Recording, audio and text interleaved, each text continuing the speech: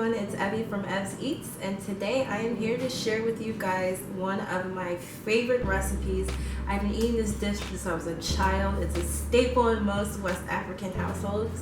Yes, you guessed it, jollof rice. You guys don't know what jollof rice is? It's a West African dish with tomatoes, rice, lots of seasonings, peppers. It's so good. It's one of my favorites. So if you want to see how the recipe turns out, stay tuned.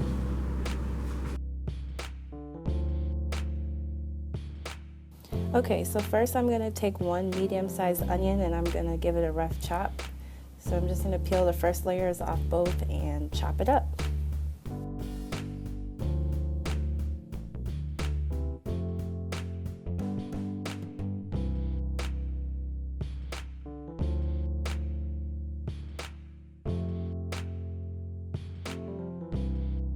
I'm also going to chop up one red bell pepper. Take out the seeds and the white part because the white part is bitter, and just a rough chop. It doesn't need to be neat because we're going to throw all that in the blender anyway. So here I have 5 Roma tomatoes, and I'm also going to give these a rough chop.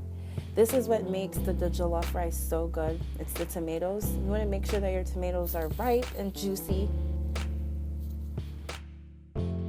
So after I give everything a chop, I'm going to toss it all into the blender and we're going to blend all of this together to make a sauce. I have 3 habanero peppers that I'm going to use. You guys do not have to use 3. I like my food spicy. The more heat, the better. So I'm just going to toss those into the blender, leaving the seeds in because, again, we want that heat. Alright, so now I'm taking about 2 to 3 tablespoons of groundnut oil and I'm going to add that to the pan. And then once our oil has heated, I'm going to add the onions to the pot and fry them for about 2 to 3 minutes until they start to turn golden brown. I'm then going to add 2 heaping tablespoons, yes, heaping tablespoons of tomato paste to the oil and the onions to fry for about 2 minutes. And the reason why we're using tomato paste is because we have used fresh tomatoes, and in order to bring out that flavor of the tomatoes and enhance it, tomato paste is needed. Alright, so after that's fried for about 2 minutes, we're then going to add our tomato and pepper mixture to the oil, and we're going to cover this and let it fry for about 30 minutes. And you guys, I'm really sorry, I don't know what happened, but the part where I was adding all my seasoning and spices did not record. So I'm just going to tell you really quickly that I added about a tablespoon of curry powder, 3 bay leaves, some seasoning salt, and some accent black pepper and regular salt. And if you guys want to actually check out the recipe, you can go to my blog. I have it there for you with all the ingredients. So I'm sorry guys, but we'll move on. So while our stew is frying, I'm just going to take some parboiled rice, about 1.5 cups, and wash it and rinse it before we add it to the stew.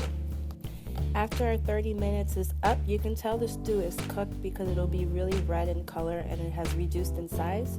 So at this point, we're going to add the rice, toss it all together, make sure that all the grains are evenly coated with the stew.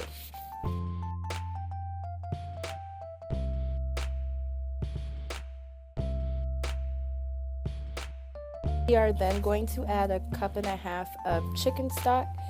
I use chicken stock, I don't use water because chicken stock has more flavor.